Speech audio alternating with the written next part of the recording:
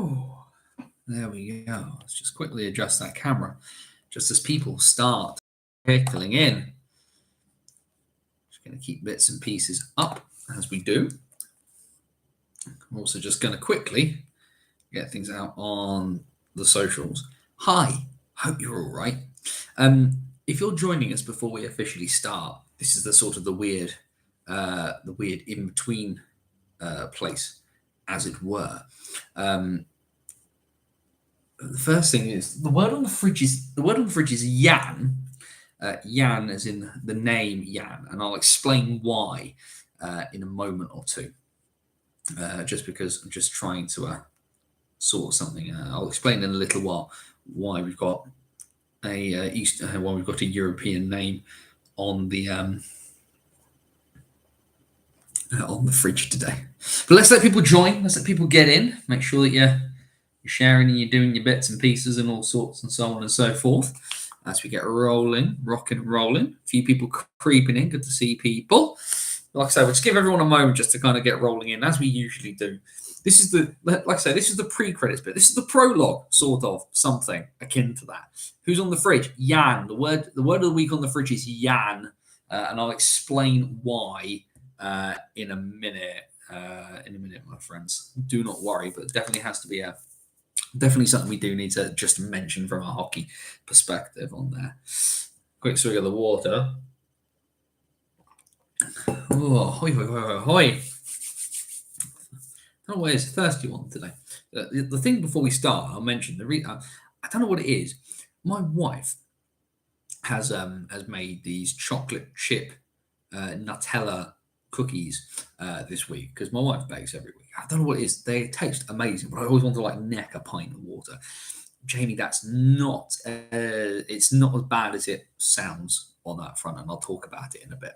Either way, I said that was the last thing before we sort of get rocking and rolling. So here we go. Guys, gals, and the gender fluid and all beyond the binary. It is Wednesday night. It's 8 p.m. and welcome back once again to the BOTW What's Current stream. My name is Anthony Russell, and you join us here for the next about hour or so as we will go through all the bits and pieces from across the National Ice Hockey League here in Britain. We focus on the NHL National Division. That is our bread and butter. That is our home port. But there's more to us than that. We will look at least talk about briefly, however it may be, at every single game across all 5 divisions of the NHL structure, whether it's the National Division, Division 1 or Division 2 in the north, or in the south. Happy Wednesday, everybody. We are rocking and rolling properly for 2023. Thanks to see so many of you already hopping into the live chat. Andrew Day, of course, back after a couple of Wednesday games, jet setting around the country. I genuinely do wonder what he's going to do when Frölunda play at the Spengler Cup later this year.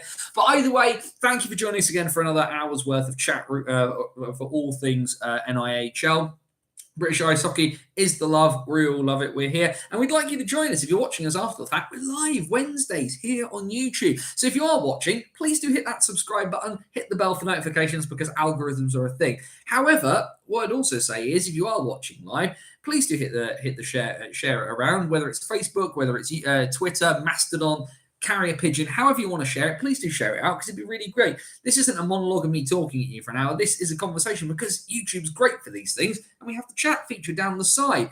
If you're going to do that, though, please do feel free. Stick in comments, questions, thoughts, theories, anything you want to chuck in. We had Grant Cooper to Manchester last week, which was a great theory that lasted all of about 3 days, but it was better than nothing, and it came out here, which is great. All we ask is if you are using the chat function, please do remember the golden rule here at BOTW. That golden rule, DBAD. Don't be a dick. Be respectful of other people's thoughts and feelings if you're using the chat feature. The other thing, of course, we do need to message is the website where I do all my writing, bannersonthewall.wordpress.com. Nearly 12 years of covering the Basingstoke Bison, who play in the NHL National Division, as well as British hockey in my own sort of weird, wild, and wonderful way. From a Bison perspective, like I say, I've been going since 2011. Player comings, player goings, match reports. The latest one went up today from Saturday's game between the Bees, and I was mildly impressed with myself for how I managed to sort of lever in somebody throwing a stick at the wall into that one, because boy, was that game frustrating and entertaining at the same time. But we also do things like we talk about Neil Lydiard joining the Bison. He played his first games this weekend for the Herd We'll talk about them this week. The other thing we have over at Banners on the Wall, though, that I'm particularly proud of, is our Hockey Stories series. The stories from across the width, breadth, and depth of our great sport, usually with a bit of a British hockey twist to it, but we cover absolutely everything. We go back into the 19th century. We look forward into the future, players, ex-players. We go all the way down from the very dregs of the NIHL to one of our more recent ones, of course, where we talk to somebody working actively now in the National Hockey League, which is pretty impressive. All those crazy things, as well as the back catalogue of the old BOTW podcast, are free to download. Tabletop ice hockey game, dice hockey, all of that is over on the website, bannersonthewall.wordpress.com. By the way, for those of you who joined early, you saw we have our word on the fridge. The word on the fridge is not is there most weeks. We did pause it very briefly once or twice when I can't think of a word. But the word on the fridge this week is Jan. And we're starting with that because for those of you people who are aware, my hockey watching story started back in Germany in 2004, where I got into it, and I'm wearing my Rostock Piranhas hoodie tonight. But one of the reasons why I'm wearing it, and one of the reasons why the word Jan is on the fridge, is a young man by the name of Jan Daljic. He's 25 years old. He's currently technically a netminder for the Hanover Indians of the Oberliga Nord, which is the northern section of the third tier of German hockey. Ex-Rostock player, formerly played for Klostersee as well down in the south. Now, Jan, unfortunately, has had to pause his hockey career because he has a cancerous tumour. Hockey in Germany is kind of rallying around this one with the effort to kind of raise money to help him with living expenses and stuff. It's called the Save of His Life as this young netminder battles cancer. German hockey has really sort of unified behind this lad, and where my roots come out of German hockey, that's why Jan and his name and bits and pieces like that are there on the fridge today. Certainly, a terrible thing for anybody to have to experience. And of course, in British hockey, we know what it's like to see one of our best and brightest young prospects have to kind of pause his career and come back and forth due to cancer. In the form of Tyler Perry, we know how double tough hard Tyler Perry is. The young man played with a cancerous tumour in his back in the South One playoff weekend last year. So, kind of from us here in British hockey, we're going to send all of our good thoughts and our good vibes over to Jan for everything that's happening with him. You can, if you want to go over, if you search on Facebook for Jan Daljic, so DALGIC, Jan Daljic 90, it's the save of his life. If you do wish to kind of contribute, you can do that. Go over, support a member of our hockey family from a different country, and kind of everything that's going on for him. So we send all of our best to number 90. Fight and win is the motto for that effort at the moment. So please do consider doing that. And if nothing else, join in the support, join in the good vibes. And let's make that, and let's have that chat. Make sure that guy knows that not just the German hockey community, but the worldwide hockey community are behind this guy to hope to do those bits and pieces. I've seen you retract that message, Sigala. You didn't need to do it, mate. It's absolutely fine. Don't worry about it. You've not put your foot in anything. I don't think you've said anything untoward there. I put Jan, and it opened up a world of possibilities because we've had a lot of Eastern Europeans play in British hockey. So do not worry about that, my friend. Either way. Boy, there was an eventful weekend, wasn't there? Few bits happened. A few too many men penalties that weren't called, that probably should have been. One of which was in Basingstoke, which was pretty impressive. I've never seen fans so apoplectic about that. But no, the Bison with a good 20 to 30 seconds of skating with an extra man on the ice. Not even close, not even remotely close. 3 men in the one zone, 3 men in another, and Alex Messam stood in net. It was like I say, it was not close. It was not close in any way, shape, or form. It was, however, just quite funny. And of course, we saw the same issue happen in the Elite League as well in the Clans game. The Clan having a game-tying goal wiped out because they had played the entire play with an extra person on the ice. No netminder as well. They pulled the netminder and just had 2 extra skaters skating around for the giggle. Then, of course, we have some things that are a bit more sensitive. How they get away with that? Well, Basingstoke did, and then sort of didn't because Basingstoke did lose to the Bees. The Clan did not get away with it. They had a goal wiped out, Kev, because of that. In terms of, but then we have a few more other serious bits and pieces which we're going to touch on, but we're not going to we're not going to beat anybody up about too much about it because there's a few bits and pieces that you kind of need to consider here. The first one is that we'll look into the national division, because we're going to talk about the national division a good chunk anyway, like we usually do on the show. But one of the things that had come out, unfortunately, was some bits and pieces that were overheard on the live stream in the game between the Raiders and the MK Lightning from the other day. Now, a few very very unsavoury things caught on the stream that were heard. Some things particularly unsavoury. Now, the Raiders obviously did come out and they did make a statement about this, and good on them for it. Really, all things considered, they kind of needed to, because I think certainly in some ways as well, MK are the wrong team to kind of have that sort of a situation against, because if there's one thing that will be happening with MK fans, they'll definitely be watching. Just trying to pull up the statement very quickly from John Scott about this. Here we are. So this was the statement from Raiders owner John Scott on the situation there. So whilst we should be celebrating our first victories against top 5 teams and a brilliant 4-point weekend, the prevailing mood and dominant social media content is something more sinister. Some foul language and unpleasant remarks have been reported during last night's game. So this is from Sunday, and apparently clearly audible on the stream. This obviously gives some direction regarding the location of the persons involved. We already have a reasonable idea who's involved in some of the issues, but we would welcome any reports from those local to the perpetrators. You can send your thoughts in strict confidence to me, and I'm sure most of you know, john@raidersIcehockey.com is where you can find me. So if you did do that, please do join in there. Again, I will reiterate what was announced during the game. If you're unhappy with the language or behaviour of those at the game, let myself or security or any of our match night volunteers know, and either security or myself will review and ask them to behave or leave as appropriate. We are blessed with a fantastic group of fans at the Sapphire, and none of us need a mindless minority to give us a reputation we simply do not deserve. Fair play to John Scott on that one. I haven't had many dealings with John, but I've talked to a fair few people in Romford, and I think the thing is that there's Romford has a reputation to it, and certainly those of us older hockey fans will remember what it was like at Ron Valley Way back in the day, and the reputation that preceded Raiders fans. They like a good time, and they very, very much give as good as they get, certainly when it comes to the verbals. And, some of the stories from the old rink at Romford are interesting, to say the least, on that front. However, there has always kind of been there is always a line. And these people who've said these things, that can be heard, and that people who paid their good money to watch a game of hockey, they've not paid to watch Lenny Bruce try to get himself arrested. So, saying those kind of things, I get in the heat of the moment that people will get really, really frustrated and they will shout things. So sometimes they might use inappropriate language, and that happens to all of us. I've got a 5-year-old kid running around my house, and I have to very, very carefully check my language from time to time, and you can forgive it. But a continued and sustained use of not just nasty language as well, but saying some things as well that, if you've read some of the reports, are really bad. What the Raiders have done here is they've tried their very, very best to make a very, very clear statement. 1, don't do it. 2, and this is actually really, really important, and I think sometimes people forget this. If this kind of thing happens, report it to someone. Like security or one of the match night team at the rink you're at, say to somebody.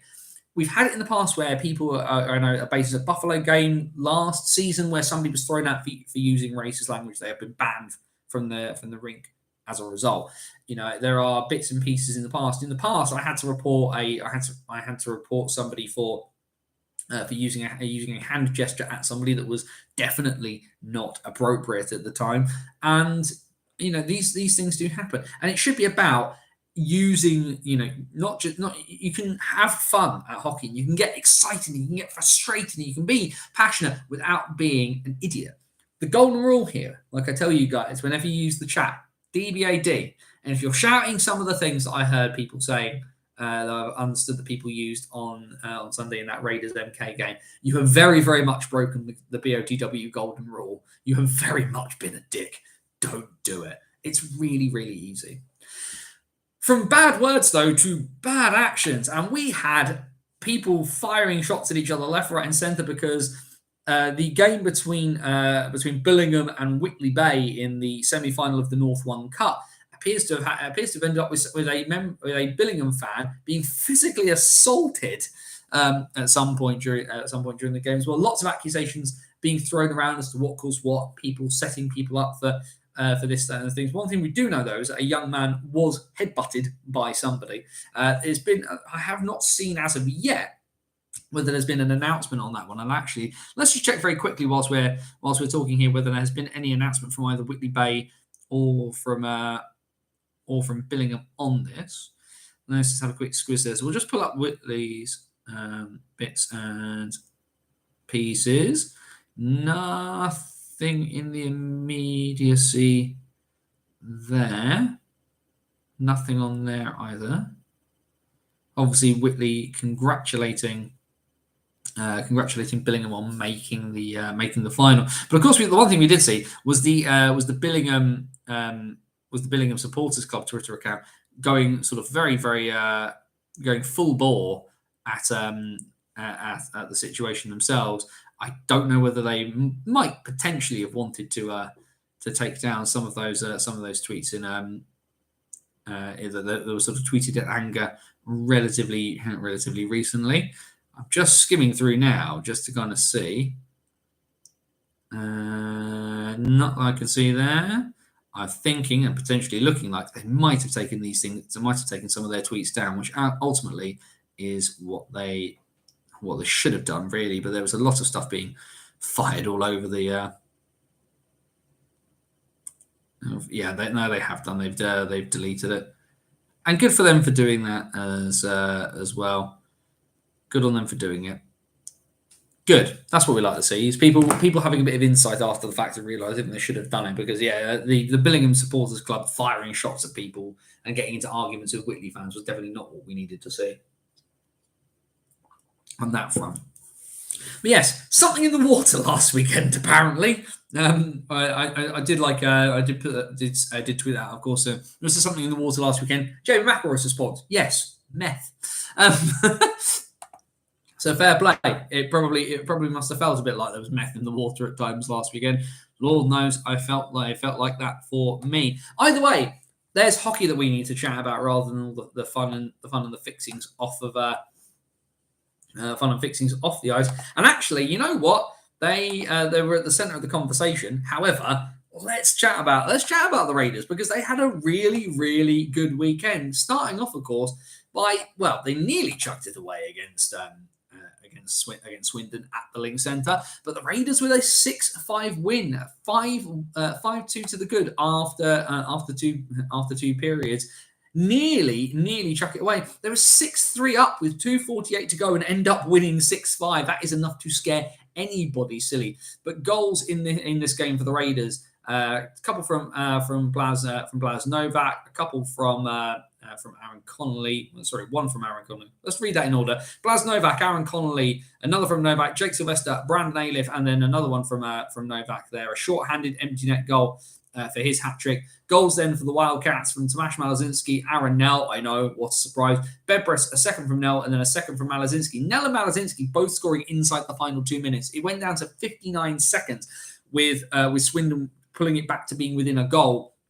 And they just can't get it over the line on that one. Swindon's weird and wonderful season where their form is just all over the shop happens to them again. Then in Basingstoke, and of course you can read my match report that is now up on bannersonthewall.wordpress.com about this one. The Bison drop a 3-2 decision to the Bees. Goals for the Bees in this one from Lewis English. A debut goal for Jack Goodchild on the power play. And I do put a bit of focus on Goodchild in the piece if you want to read about it. And then the game winner coming from Dominic Gabai with just under 6 minutes to go. Goals for the Bison coming from Marcel Balach, who managed to bank his goal in off of the back of Adam Goss, and a power play goal from Edgars Landsbergs in that one. And certainly Basingstoke fans left the rink not particularly happy, I think is probably the best way to describe that one after that encounter. But do go over to the website, have a read of the match report. You get some nice in-depth detail about both sides on that one, really, and kind of the weird context Basingstoke then end up in, because, and we'll talk about Sunday's game in a little bit.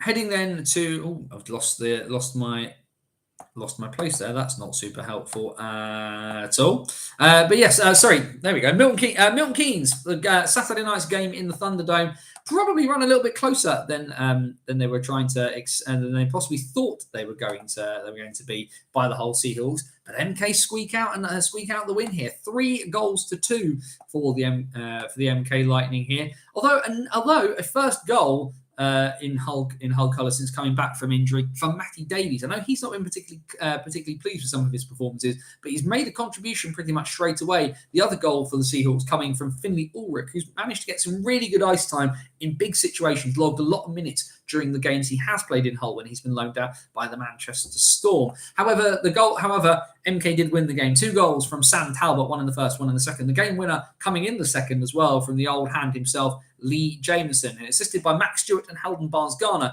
So in JMO's case, assisted by 2 people probably young enough to be his kids. 2,258 is in attendance on Saturday night. MK packing in the fans at the moment, so certainly good for them. A tight game, though, in Milton Keynes. Not a very, very tight game in Bristol, as the Pitbulls, I mean, it was going to be a tough ask having a home weekend against Leeds anyway. Bristol were unlucky in both games this weekend and played well, and the score doesn't reflect how well they played.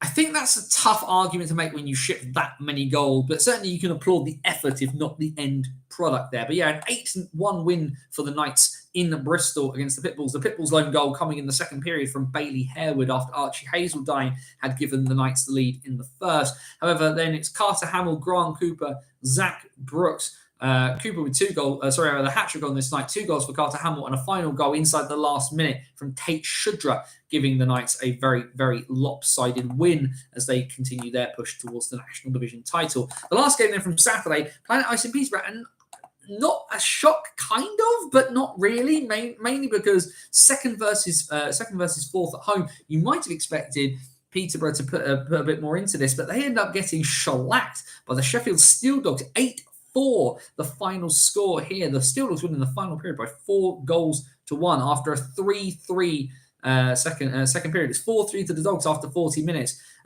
Goals for the Dogs coming from Lee Bonner, Ben Morgan, Jordan Buesa, Matt Bissonette with a hat-trick, in fact, Alex Graham and Vlad Volkanovs. The goals for the Peterborough Phantoms coming from Alish Padlek, 2 from Alish Padlek, in fact, Duncan Spears, and 1 coming. Well, I'm unsure who's actually scored that one, because on the game sheet it says Peterborough bench penalty from Lucas Sledkovsky. I think there's some problems there. I think Spordle. We've had our say on Spordle on this stream enough. And if you want to go to the website, find my piece I wrote called "The Spordle Mess." Alex Graham 2+10 on the week, including last Wednesday in Hull. He had a very, very good week. Did Alex Graham? He did very, very well. He's responded well to his sending home from GB under 20s. Anyhow, that's Saturday, which then leads us into Sunday. And well, the Steel Dogs had a night of things in Peterborough the night before, and then had another away game. They were away in Slough against the Bees, and a tighter game. The Bees end up with a 3-point weekend rather than the 4, as the Dogs take this one in overtime. The Dogs with the lone goal of the first period through Vlad's Volkanovs. The Bees get the lead back as Stuart Mogg and Dominic Gavai put them in front. Lewis Bell ties the game. Lee Bonner then makes it 3-2, with Ryan Webb making it 3-3, heading towards the third period. In the third itself, John Kirk, Josh Smith, they both score to send the game to overtime. Doesn't take very long of overtime, though. Matt Bissonette feeds Alex Graham just 17 seconds into the extra frame for the Dogs to take the extra point and the 4-point weekend back to Ice Sheffield.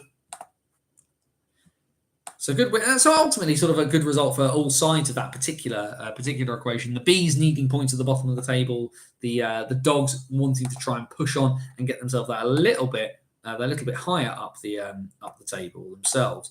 And there, as we talked about, like I say, not a good weekend for the Bristol Pitbulls, losing 8-1 at home. They then travel up to Leeds on the Sunday night, and you thought Saturday was a shellacking. It was an even bigger one on Sunday, a 9-0 win for the Knights. 2, then 3, then 4 goals a period for the league leaders. Ethan here, a couple from Zach Brooks, Kieran Brown, Carter Hamill, Grant, Cooper, all getting on the score sheet multiple times, and a goal to finish it off from Sam Zajac.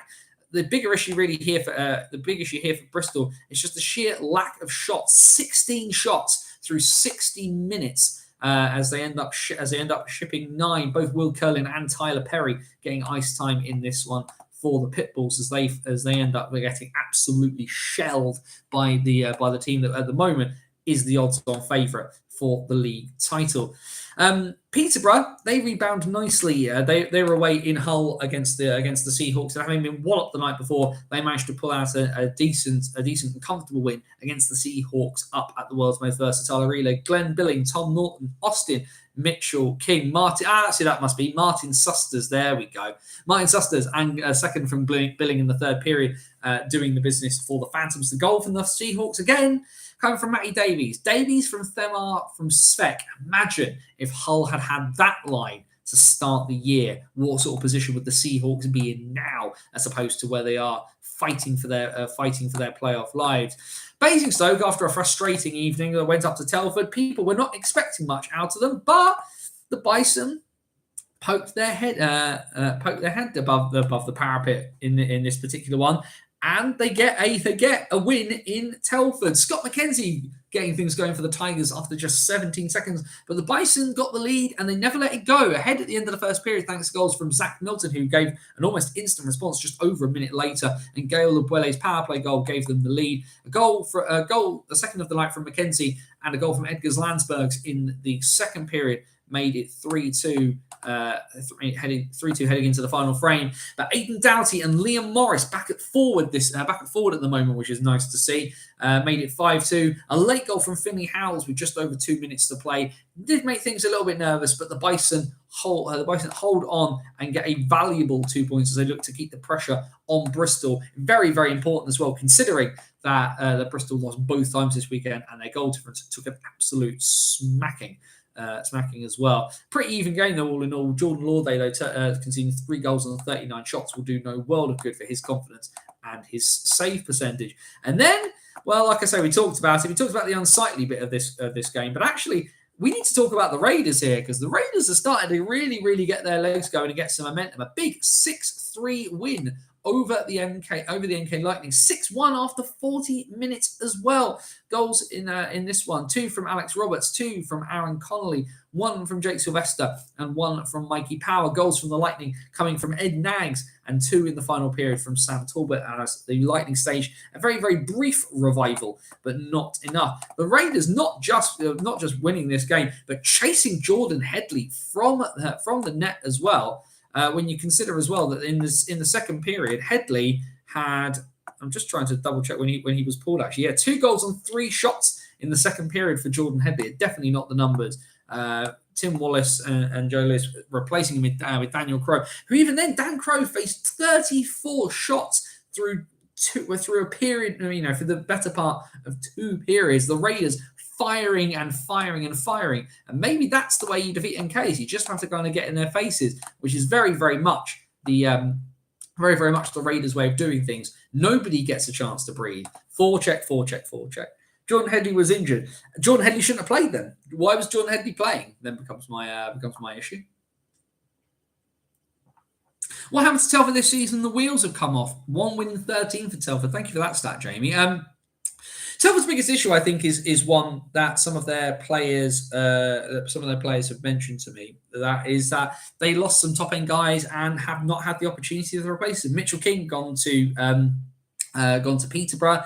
Hopkins, of course, went to Nottingham and is obviously now between Nottingham and MK. Harewood has also gone as well, and Telford have had rotten luck with injuries, really bad luck with injuries. We think about the luck that Hull have had in terms of suspensions and guys not being allowed into the country, and Basingstoke obviously had issues with suspensions and just poor form. Telford's has been form plus injuries. Like, they've had guys out for ages. They lost Deacon Fielder very early on. They lost because of a broken leg. John Weaver was obviously injured for time. Guys have been in and out of the lineup with injuries. It's been pretty hard for them. MK with 8 injuries and 1 suspension on Sunday. Yeah, it was a very tough game for them as well. I saw Guy Doucette, obviously ice, no David Sarkanis, no Tim Wallace. A very tough game for them. But, Sarkanis didn't play because he was hurt, and Wallace didn't play because he was hurt. if Dan Crowe, who got time for the GB under-20s, and admittedly was not the better of the netminders for the GB under-20s, but why is he there otherwise? If Headley isn't fit, Headley should not have started, because that's how MK ended up in a hole they're not even there. A ludicrous amount of firepower could pull them back from. Andrew Day, thank you, my good man. Good 6 points for the Steel Dogs last week. 3 away games, 2 in OT. Wednesday game in Hull with Winters in net. Of course, yeah, Nick Winters playing or guesting from the Sheffield Titans. A superb performance from him in net. 2 goals to him were also on the Hull power play. Good on Telford for having the fan forum last night to allow the fans to voice concerns and address things. Yeah, I've not had a chance, unfortunately, just due to work to kind of catch up with what was said last night.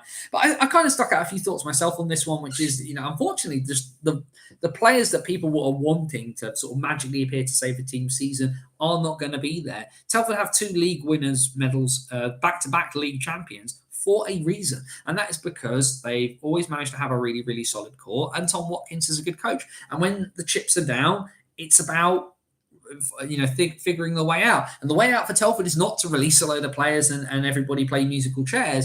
It's actually you just got to kind of double down, grit your teeth, and power your way through.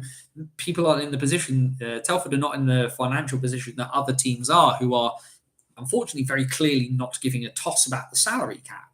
So Telford have a good core of a lot of good guys, and yes, they have lost pieces, but the pieces that are there are still not terrible. For me, I don't know about others, but Vlad Luka for them has been really good. Telford statement on Friday classing Leeds, MK and Leeds as arena teams. They are compared to Telford though, and also as well you have to remember that Telford kind of come from the Tom Watkins mentality of that elite league split between teams that play in arenas and not. I think all clubs should hold these open fan forums at least once a season. I don't disagree, actually. I think that level of openness from Telford's ownership is to be commended. I'm really fascinated by when teams don't want to have those conversations. I get why in some circumstances, because the one thing that you don't want is an event where everything turns into a moaning shop. Phantoms did one at the start of the season. 6 fans went. I don't know what to tell you on that one. Advertise it, notice, get the players there to meet.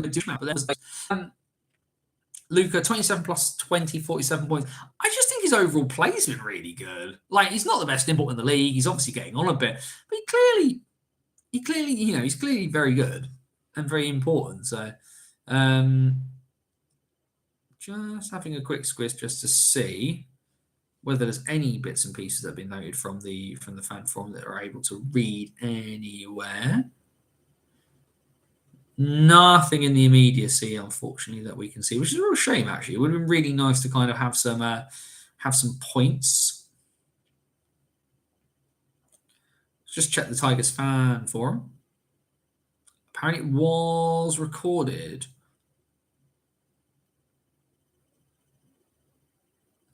Apparently, so we should be seeing something. So we'll wait and see what happens out of that tell for me. But good on the Tigers, and like I say, there should be. And actually, it's a really interesting point. Midpoint in the season, Telford, of course, are not going to win the league title. That. I'm sorry, Tigers fans, you're not.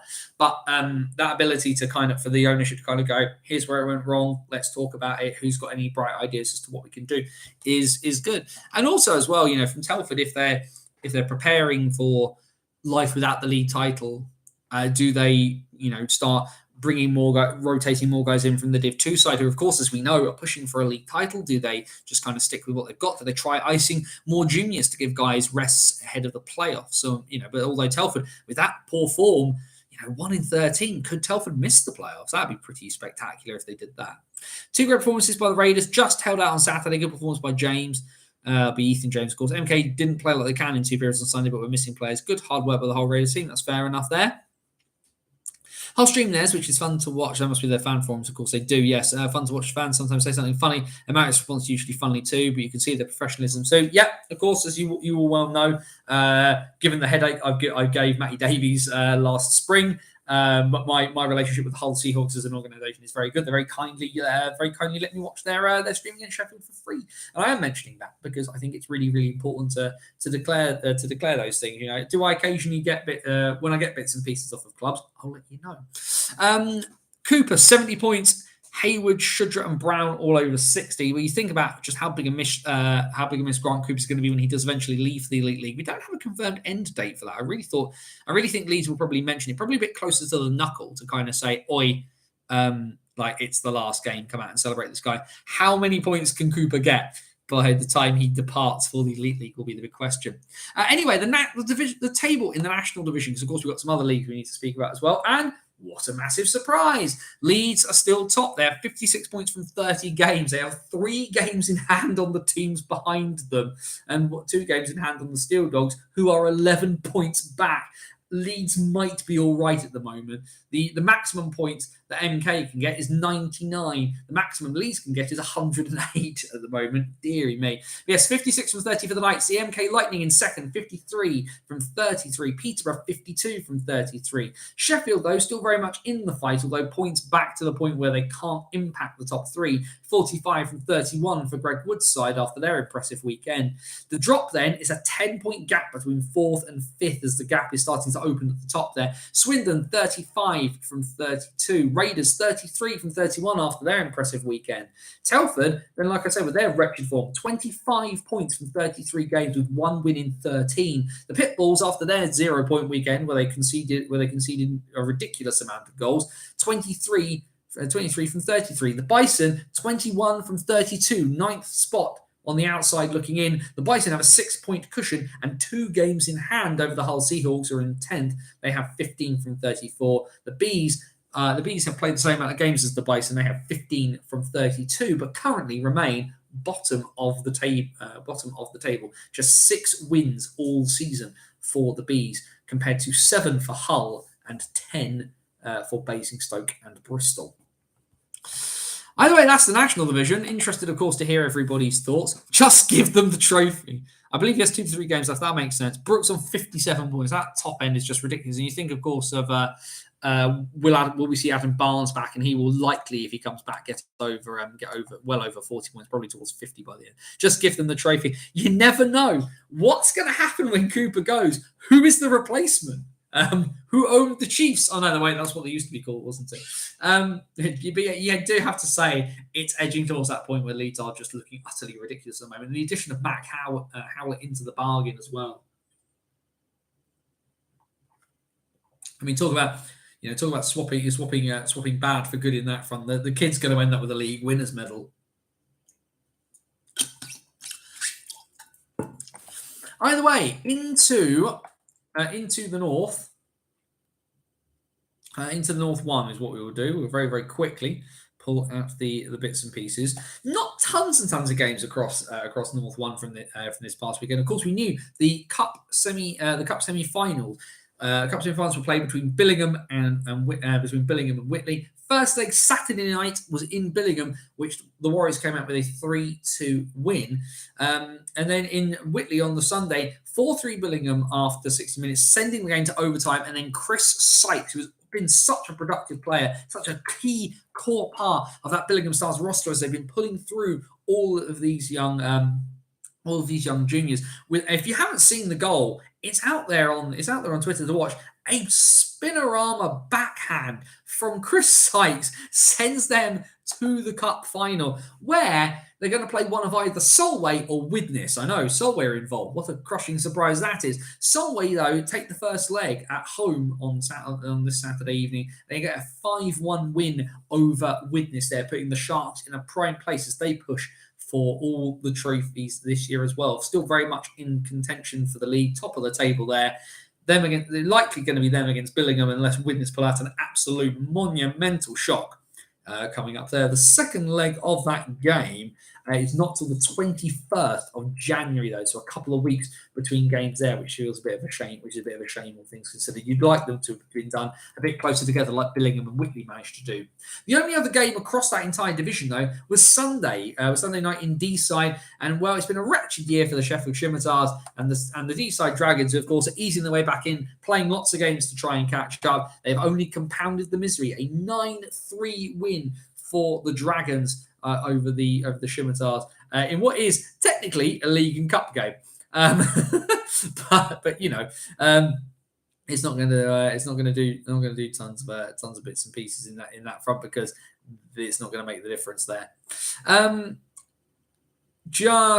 what we'll do though, like I say, there's not tons of bits and pieces there from the actual league. So as we know, it's Solway followed by Whitley at the top of the table in that one. We won't harp on too much about what happened in the north, given that so few games actually happened. So we will dive down into South One, and certainly we got one of the more odd moments of British hockey from this weekend, and odd in the that's just kind of funny way, which of course we'll talk about in a minute. Let's look back to Sunday, and well, a win for the MK Thunder. We talked about the fact that they've had improved performances this season. They get a win away from home in Romford against the Romford Junior Raiders, a 4-3 overtime win for the Thunder. So congratulations to them. And it's also an overtime win at Oxpens Road. The Oxford City Stars, however, they go down 5-4 in OT against the Chelmsford Chieftains. But both sides there towards the bottom of the table in MK and Oxford, picking up points around them. And of course,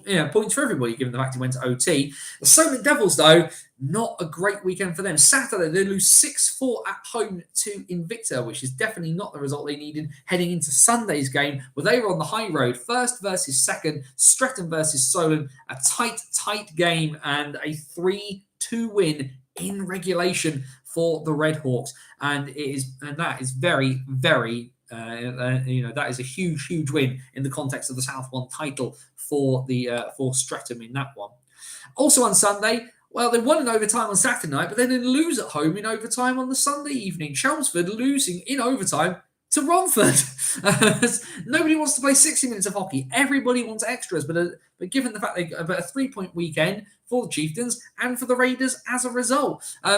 One game, however, definitely did finish in regulation on Sunday. Invicta having won in Solent on Saturday, a 5-3 win over Oxford for them. It gives them a very important 4-point weekend. And then, as Jamie is stuck in the chat, a 4-point weekend for the MK Thunder because they win in overtime against Slough. Slough decided between them, Lucas Mittel decided he wanted to do his best Sergei Fedorov impression. Now, apparently, the overtime in this game, from what I understand of it, MK Thunder had the majority of the play and everything in that. And ultimately, the Slough just weren't able to kind of get a footing in overtime. So what they decided to do was they tried a trick that has been used quite a lot in the Continental Hockey League. That's right, Vladimir Putin's propaganda pal. But Sergei Fedorov, former Detroit Red Wing, former Washington Capitol, former Columbus Blue Jacket, is the coach of CSKA Moscow. And one thing that he likes to do is pull the goalie in overtime. Why? Because 4 skaters are better than 3 is his logic. And actually, for Sergei Fedorov, the statistics don't lie. This has actually been a very, very profitable tactic for him. However, as somebody tweeted to me, and I did retweet this, some days you have one of the most expensive rosters in the KHL, and some days you are Slough. Slough pull the netminder for the extra attacker, and Milton Keynes score into an empty net in overtime. MK Thunder get their first 4-point weekend of the season because Slough, and credit to the Jets for being creative, credit to Lucas Mittel for not resting on his laurels. He needed something to change it up. He tried it didn't work. They already had 1 point in the bag. And MK get their first 4-point weekend of the campaign. And we've talked about the fact that for MK, games have been much closer this year. There's been far fewer blowouts for the Thunder across the course of the season. And if anybody deserved a bit of puck luck and somebody trying something really crazy for something to fall into their lap, it's definitely the MK Thunder. So congratulations to those guys on that result. And just one of those little eccentricities up there with Elliot Dewey standing in the goal crease for Invicta. Another bizarre moment that also involved the MK Thunder in that one. Anyhow, the league table, well, it's taking a very, very familiar connotation. That win for Streatham, massive for them. 30 points from 16 games compared to Solent, who have 24 from 17. Huge advantage there for the Red Hawks. A 6-point gap, which effectively could be an 8-point gap. The drop, though, there is a drop down, though. It's quite a sizable one. A 7-point gap between the Solent Devils and the teams chasing them in the 3rd and 4th. Chelsea have 17 from 17. Slough have 17 from 14. They could have obviously been in 3rd had they not decided to try something quite so insane in overtime. But either way, the Jets, though, with 3 games in hand, should be pushing towards that second spot. and potentially even catching the Devils. Invictus 4-point weekend sees them comfortably sat in 5th place. They have 14 from 15. Romford, with their 3 points from the weekend, have 10 from 12. Oxford, 7 from 7. But 7 points as well for the MK Thunder. Can the Thunder catch and overhaul the Stars? Can the Thunder not win the wooden spoon? Anyway, questions, comments. Let's have a look as we've done Division 1. We'll do Division 2 in a moment. Let's just catch up on the chat here. Just see what a few people have said. Chris Sykes, one of the original Leeds players back in the Chiefs days before leaving. I wonder if he'll look to come back now everything is more settled. They have a rink and no stolen kit. I mean, Sykes is based up that way, and I think he tried an experiment. And it was a lot of travel for him. I think he's quite comfortable where he is, and he's very much kind of a key centerpiece of that Billingham team as well, who are starting to come into their own. We saw last year it was 7th and 6th and 5th, and now they've really pushed on and they've got to 3rd next year, or maybe next year is the year where that top 2 in North 1 becomes a top 3. 4-point weekend for the Thunder. I can't say that too often. You definitely can't, but fair credit to them for it. Both Solent and Streatham deserve something, and Nets and Cole with the difference at both ends. Painter, great vision to get in position for the redirect. And that's just the frustrating thing there for Fire. I assume, is that you, Mr. Beale? I believe it is. I believe that looks like you, Mr. Beale, in your photograph. But yes, certainly the Solent and Streatham definitely are. I watched a game of theirs, obviously down in Gosport, not too long ago now, in that weekend when the Bison had to pull out of the game because they were all ill. And Netson, Christian Cole is a ludicrous keeper and really should have had a crack at levels above this, but just hasn't wanted to. It is you, Mr. Beale. Good boy. Congratulations on the newspaper gig. But yeah. So Christian Cole could have played well above this the level he has done and hasn't. But yeah, so I mean, the difference I think is that Solent win games by kind of force of will, and Streatham have that little bit of extra edge of quality that I think other teams in that division don't have. Streatham, obviously, in the issue, hard work beats talent when talent doesn't work hard or can't be allowed to function. That's where Solent end up beating Streatham, is they find ways to nullify Streatham's skill game. But when you've got just that glut of talent that Streatham have, it's very, very easy to find ways to win, where sometimes it's a little harder for Alex Murray and the Devils to do so. Sold out, I believe, in the Riverside for the Essex Derby on Sunday, so great news there for Chelmsford. If it works, it was great. This was great. It provided us with some entertainment. I'm glad to hear that, Josh. Can we call it now Sharks Red Hawks on Sunday the 16th at midday at the Sky Dome? I think it's a little bit too early still, because the wheels could fall off for either side. It's looking likely again that we will get Sharks Red Hawks 2. And I'll say it again because I know people from the NHL watch. I want the commentary on that if that happens again. Give me the mic. I'll do it. It would be the best thing ever. It was one of my. I genuinely said it was one of my favorite games of hockey I watched in 2022. And I would love to be able to kind of see it again, because now Streatham have an extra year of knowing what Solway are going to do. Do Solway try and repeat the process? Can Ryan Watt and Vanya Antonov make the final where they couldn't last year? There's so many little bits in it which should just make me really, really excited. So the Fedorov one done. Once in the OHL, 10 minutes to go, 2 down. Down by 2 on the power play. Knights scored with it to end the entire game. I mean, Major Junior Hockey, if you've not had the opportunity to watch Major Junior Hockey, then you definitely need to, because it's just a lot of fun, because it's kids, basically, and they're rough, and they're raw, and they're ready, and it's bonkers, and it's all over the show, so definitely do that. The Streatham side with Antonov and Watt, that would be worth the cash. It definitely is. I paid £11 to watch Solent versus Streatham in Gosport. Obviously, no Ryan Watt. He was suspended for that game, but definitely worth it. I watched that hungover last year. It was a good game, worth getting down there early. 100%. National final is always worth getting down there early. Who remembers the Division 2 when we had the North-South split, and we had before the National Division, when we had a Division 2 national final between Sutton and Oxford? I drew the home team for that game out of a plastic cup.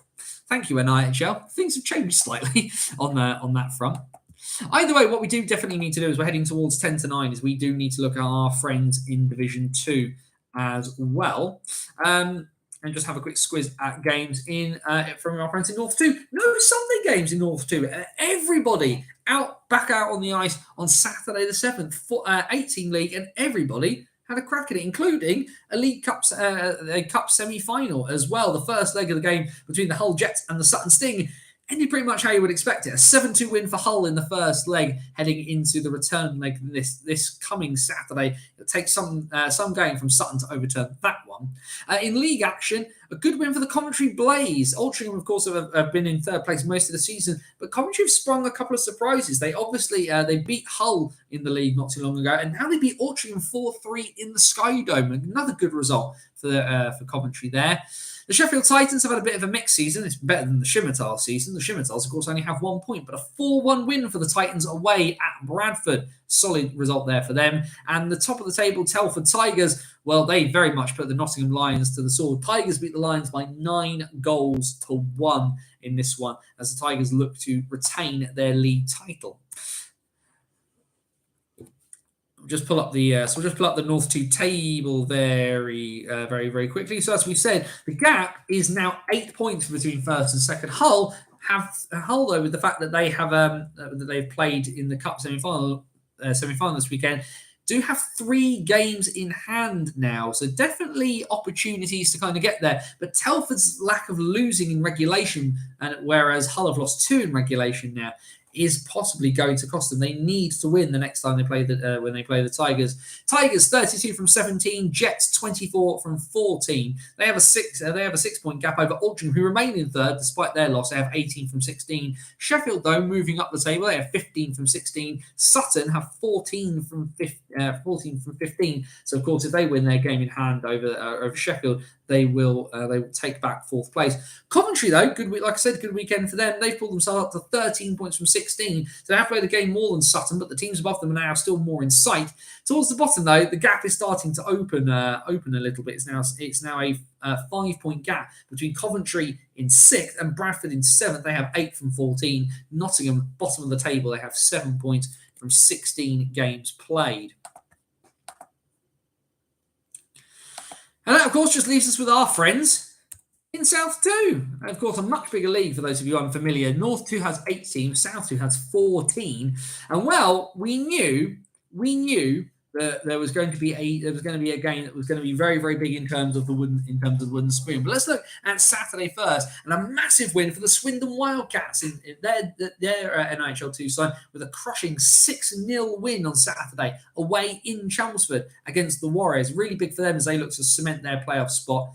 Closer to the top of the table, it's been a bit of a 2 and 4th year for the Stretton Blackhawks as they've been trying to pull themselves into the league title picture. They win 6-4 against the Invicta Mustangs, a very big win, considering another title challenger in the Guildford Phoenix had an 8-2 win over the Oxford Rising Stars on Sunday. And then the Wooden Spoon Spectacular, Solent Junior Devils, Lee Valley Lions. Somebody was coming out of this game with their first win of the season, and it went to Lee Valley. The Lions get their first win of the season over the Solent Junior Devils, 5-4 in overtime in Gosport.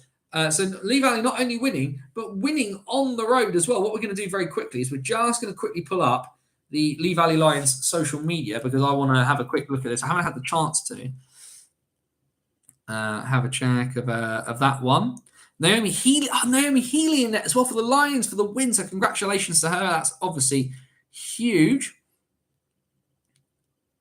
But yes, their first win of the campaign. It comes in 2023. The overtime game-winning goal scored by Ross Sin Hidge. So congratulations to him on getting the win there. And say it says goal scored by Joe Miller. And I thought it can't be that Joe Miller. That's a little bit terrifying. But yes, a fantastic year. 4-4 obviously after the 60 minutes. 2 goals for Joe Miller, Tajar Allen and James Joseph scoring for the Lions there in regulation. Ross Sin Hidge with the overtime winner. Of course, as well, I did tweet it out as well.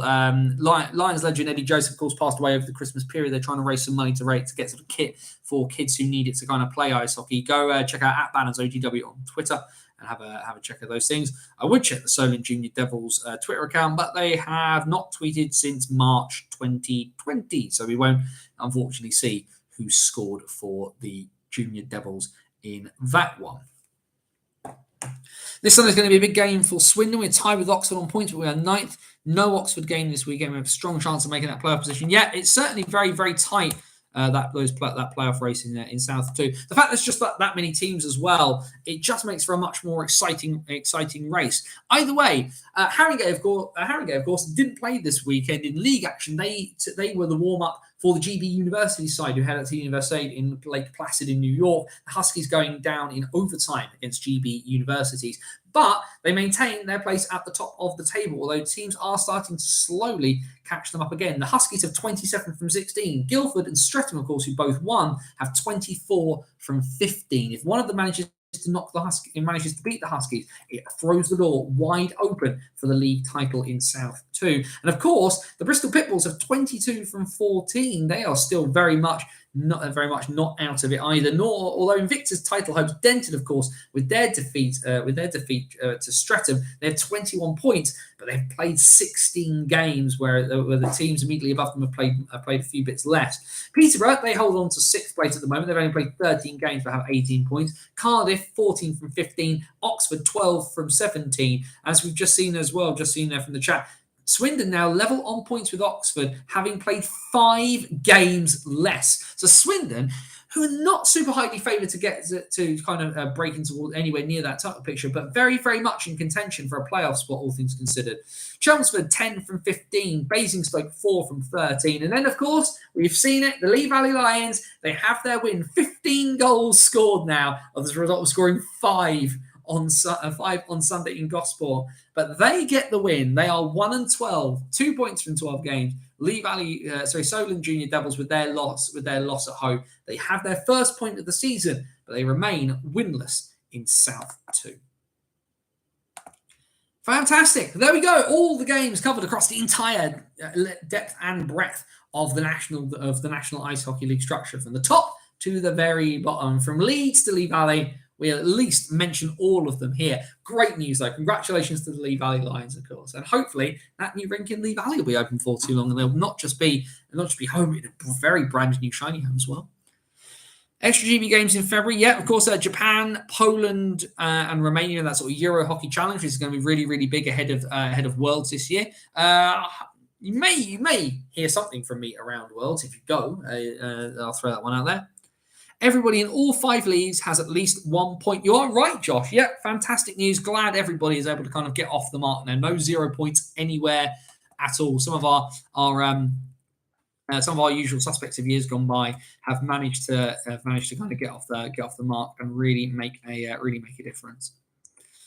Anyway, we are heading towards the hour mark. I'm just going to have a quick sip of water. Oh, that's lovely. Especially when you talk as much as I do on this one. You do need some water every so often. But yes, questions, comments, anything anybody wants to kind of throw in there. We'll have a look at the fixtures while people are thinking of bits and pieces very, very quickly. We'll start in the National Division. We have a game this coming Friday the 13th of January. I don't believe in luck, but will we see good luck or bad luck before either the Bees or the Swindon Wildcats? They face off at 7:30 this Friday night at the Hangar. Saturday then, a nice, quite a full programme of league action. A couple of 6:30 p.m. face-offs in the division this Saturday. Swindon take on Sheffield. Leeds take on Peterborough. Massive game with title implications on the line there. If Peterborough can sneak a win against Leeds, doesn't put Leeds in trouble. But that little gap of light in the door would cause some issues there. And having lost to Basingstoke in Telford last week, the Tigers travel down to Basingstoke this coming Saturday, 6:30 p.m. in Basingstoke. 2 7 p.m. face-offs then. It's Bristol versus Hull and MK versus the Bees this coming Saturday. Sunday then, with everybody back playing at sort of usual times. It means Sunday, it means a 4 p.m. face-off. It's Dogs and Cats fighting as always. Sheffield Steel Dogs, Swindon Wildcats at Ice Sheffield at 4:30 on Sunday. A 5:15 p.m. face-off at Sapphire Ice and Leisure between the Raiders. They look to keep their good run going against the Bristol Pitbulls. 5:30 p.m. face-offs. In Peterborough, they take on the Knights again, a home and home series for those two sides, and a 5:30 face-off. In Telford, they take on the MK Lightning, and a 5:30 face-off at the Wellswyn Versatile Arena. Hull versus Basingstoke, a game that both sides will be desperate to win with playoff implications on the line. And of course, next Wednesday, there's a game next Wednesday as well. Just before we start next week's What's Current stream, 7 p.m. face-off for Hull. They take on Leeds. ahead of, and we won't talk about the fact that the National Cup semi-finals are coming up, because of course they're next Thursday, next Friday. We can look at that during next week's What's Current stream. We will dash into North One for games for this coming Saturday. Of course, if you're unfamiliar, not much in the way of midweek games in any division outside of the National and the NIHL. But Saturday the 14th, definitely a few games on the docket there. A 5:15 face-off over in North Wales. D-side take on Billingham. No, apologies, I've read that entirely wrong. That's Sunday. What am I talking about, Anthony? It's only 2 games on Saturday. That's rather disappointing. 2 games on Saturday. 7 p.m. in Dumfries. Solway versus D-side. That'll be a tough ask for the Dragons as they look to keep their good run going against the league leaders. Sheffield Scimitars look to get anything at all out of their game at 7:30 p.m. against Solihull. Then Sunday. I'll get the days right. 5 p.m. face-off in Whitley Bay. The Warriors look to rebound from their bad weekend last weekend against the Sheffield Scimitars. 5:15 D-side versus Billingham, and 5:30 face-offs in Solihull. They take on the Nottingham Lions, and the Widnes Wild take on the Blackburn Hawks. He says with an itch on his nose there. It always happens at the worst moment, doesn't it? Hull versus Leeds. Yes, it is next Wednesday. Hull versus Leeds. Hull, the very no itch. Into South One then. So Saturday, just a couple of games on Saturday, and it's all League Cup. It's all League Cup Cup semi-finals next weekend. There's nothing else on the docket. Everybody else has a weekend off, which means we have Slough versus Chelmsford. They meet Saturday in Slough. That's at 6:30, and they meet on Sunday for the second leg. At 6 p.m. at the Riverside. The other semi-final, Solent taking on Invicta. It's a 5 p.m. face-off in Gosport on Saturday against the Dynamos. The 2 sides then will decide their tie. 5:15 in Gillingham the following day. That's Sunday the 15th. Invicta versus Solent. Of course, no Streatham in the Cup semi-finals due to their points deduction for using Vanya Antonov when he was suspended from the end of last year. Into North 2 then. A couple of games on Saturday, and it's going to be one of those hockey days in Sheffield, almost by the look of it. 1 p.m. face off at Irish Sheffield. But the Sutton Sting, it's the second leg of their League Cup, their Cup semi-final against the Hull Jets. The Sting looking to overturn a 5-goal deficit against the Jets. Don't think they're going to do that, unfortunately for them. The other game then is immediately afterwards in the same place, 4 p.m. face-off for the Sheffield Titans. They take on the Coventry NIHL Blaze. The Blaze looking for another decent win as they look to claw themselves up the table. A couple of games then on Sunday in North 2. The first leg of the... Is it the first leg? Yes, it is. It's the first leg of the Cup semi-final between Altrincham and Telford. It's a 5:30 p.m. face-off in Altrincham for the Aces against the Tigers. In league action, then 5:45 p.m. face-off, a massive chance for the Hull Jets. A game they really must win if they want to keep in title contention as the Jets travel to the Bradford Bulldogs. And then 7:15 p.m. at the CCM pad at the NIC. The Sting, depending on what happens, will either be pulled off the result of the century or looking to lick their wounds. The Nottingham Lions take on the Sutton Sting 7:15 p.m. on Sunday. And then it's a South 2 for the last fixtures of bits and pieces. No games on Saturday, this coming Saturday in South 2, but a couple on Sunday. Just the 3, in fact. Lee Valley will be looking to celebrate and see if they can do the unthinkable and get back-to-back wins. They are at home against the Cardiff Fire. There's no immediate face-off time confirmed for that one that I can see. It's certainly not on NHL Stats. .wordpress.com. Joe Scuts is fantastic site. They have not immediately mentioned it on their own Twitter when they're facing off this week. That's fine. 6 p.m. face off at Gosport. Solent with their first point of the year, but a defeat. Can they spring a surprise against the Streatham Blackhawks? And a 6:30 p.m. face off at the Link Centre. Swindon Wildcats looking to try and press that advantage and get themselves into a playoff spot as they take on the Peterborough Phantoms. That's it. All the fixtures, all the results from everything across the NIHL. Let's have a quick look at the chat. Let's have a quick squeeze. Pride jerseys for next weekend. All of them look great for those teams who are doing one in the National League. Yep, should be fantastic. I like Basingstoke's one this year. It looks very, very good. Petr Cech training with the Chicago Blackhawks. As I said, that's all well and good. Can Patrick Kane do it on a cold Saturday night in Gosport? I do not think he can. Phantom Start one is very nice. I assume you mean their Pride jersey there, Kev. It does look pretty decent. Bristol Pitbulls versus Raiders Saturday, also sold out. Home. Yeah, so that's great news as well. Liam Kirkham, the first line for Ukraine today. No win and no points. Well, it happens sometimes. Good teams lose hockey games, and that is a ridiculous league. I'd love to go to Finland, but it's a really expensive place. Hull versus Leeds next Wednesday. It is, yeah. Great to see Backy and Wilson back for the Washington versus Columbus on Sunday. A bit of a laborious game. It was, actually. It really, really was. I was listening to it before I went to bed, and it felt like it went on for 1,000 years. Another over 2,000 Lightning for MK versus Bees, and near 2,000 pound for Leeds versus Peterborough on Saturday. The National League's got some stuff going on, folks. I keep saying the NHL doesn't get the respect it deserves. Hopefully that will start sort of changing it. I don't know what it is since Christmas. Maybe it's just the kind of thing people wanted to go see something. It feels like attendances are really bumped up since Christmas time for a lot of teams. I don't know. Certainly it's felt busier in Basingstoke the last couple of weeks as well. MK obviously travel well, local derby against the Bees. I don't think we'll get as many people against Telford on Saturday, but it felt like the home stands were a bit more full, which is impressive given the issues that Basingstoke have with the rink. But yeah, like I said, Jan Daljic, do make sure that you check out those bits and pieces. We're just going to very, very do what we always do towards the end of the stream. Let's just quickly check the Twitter. Leeds saying it's almost a sellout for Saturday. Almost 1,600 fans are already confirmed.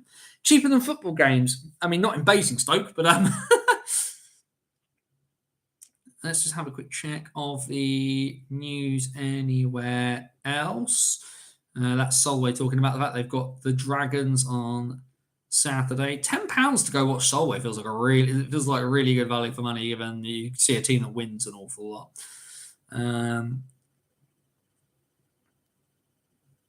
Belfast released Derek Angeli, 16 points in 36 games. I wonder who's replacing him. No extra really, really big news sort of leaping out of this from an NHL perspective, though, so we will take that one. Let's just have a quick squiz. No, that fails. There we go. Last call then, ladies and gentlemen. We're over the hour mark. We're nearly an hour and 7 minutes, which is very, very long for us. This is the joy sometimes of not having our friends from Review from the Bridge being afterwards at 9 o'clock. So I always try to, out of respect, try and make sure I'm finished for those guys. Because I know folks, those guys are top level and in a variety of ways. And like I say, I've known Patrick for a very long time. I owe my friend a little bit of respect and not try and stamp on his toes too much. But yeah, last call, questions, comments, anything anybody wants to throw in before we get out of here for another week. Lots of hockey to be enjoyed. I think folks seem to be happy. We're sort of all exhausted ourselves. We pushed ourselves out on the NHL.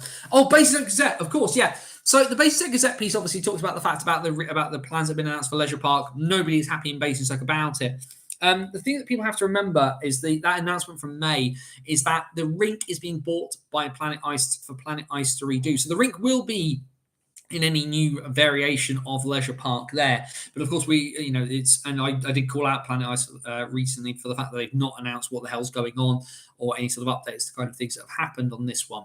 But a lot of that money is being spent. Ultimately, the big argument in Basingstoke was who's responsible for doing up the rink. Is it Planet Ice as the operator? Is it the council needing to invest because of them owning the land and a bunch of other bits and pieces? And ultimately, it seems to fall on the side. The legal advice, clearly, given the fact that Planet Ice said they would buy the lease back and refurbish themselves, I think it looks like the fact that Planet Ice, we're reliant on Planet Ice to redo the rink in Basingstoke at the moment, and that the council are not going to kind of join in. Should the council join in? I argue they should, because I think the ice rink is a community asset for Basingstoke, North Hampshire, and the south of England. And the council in Basingstoke is like I say, it's run with them kind of hoping people won't notice what's going on. It's not the last you've heard of it, ultimately. Won't be next week because I'm hoping the Knights get a win. I like Hull a lot, Josh. It would take something very, very interesting for Leeds not to win that game. I'm not a betting man. I don't gamble, but I wouldn't bet against Leeds if I did. Will that mean Basingstoke playing away for the refurbishment to take place? Pass. More than likely, but nothing is confirmed at the moment, Jamie, so it's impossible to say. What would they do and how long would it take them to do it? The answer is that you're likely either looking at the Bison mothballing for a year and coming back, or playing away. And where they play, it would likely be Bristol.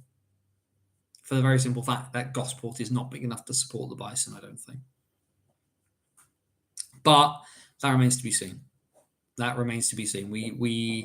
I have no knowledge of anything anywhere. And at the moment, my understanding is that Planet Ice haven't actually managed to buy the thing back. Guildford, given the Bison are owned by Planet Ice.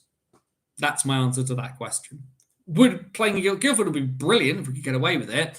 But Planet Ice are not going to own the dog and bark themselves. Why would they put a team owned by them into a rink owned by another entity if they didn't have to? Would be my thinking on that. Be great, be really helpful for a lot of people. Oh, we should play out of Slough. Everybody else seems to play out of Slough when something goes awry. But I venture the idea of them playing in a rink not owned by Planet Ice, I think, just feels a little bit on the. I'm just not sure it would happen, to be perfectly honest. Yeah, Guildford and Slough are the obvious ones, but like I say, they're not owned by Planet Ice, so it just makes it very, very unlikely, in my personal opinion. If you're literally owned, the Bison are the only team owned by Planet Ice. So make of that what you will, as to where it then makes them likely to appear. Bristol wasn't run by PI. No, Bristol have never been run by Planet Ice. Bristol are owned by Richie Hargreaves. He is their owner. He's not a. He obviously does a lot of dealings with Planet Ice, but Bristol have always been owned by the Hargreaves brothers. So they've the rink in Bristol is obviously operated by Planet Ice. They were chosen as the operator for it, but no, the Pitbulls are not a Planet Ice owned entity. Neither are any of, like I say, basically the only club owned by Planet Ice are the ones that play in PI rinks. Leeds are not owned by Planet Ice. They're owned by Steve Nell. Peterborough are owned by their little ownership group that includes like Ian Offers and Slava Kulikov. Gosport are owned by themselves. They're sort of they're very interestingly run. Victor are owned by the parishes. Manchester, of course, are owned by like Ryan Finity and his group. The Blaze are owned by like Andy Buxton and their ownership group there. So yeah, there's a lot of the Blaze have a lot of dealings with Planet Ice, and there's a lot of good feeling there. But yeah, it's, basically the only Planet Ice owned team at the moment. I've heard talks apparently the Jets are wanting their rink back. Does that mean they could kick the Bees out? And if so, where would they go? I think it is more a case of for me personally, when, not if, the Bees and the Jets merge. That's my feeling on the matter. I think if there's any sense to kind of help the two organizations survive, and there was and has been in the past not great relationship between the Bees and the Jets as organizations. My understanding is that there's a lot of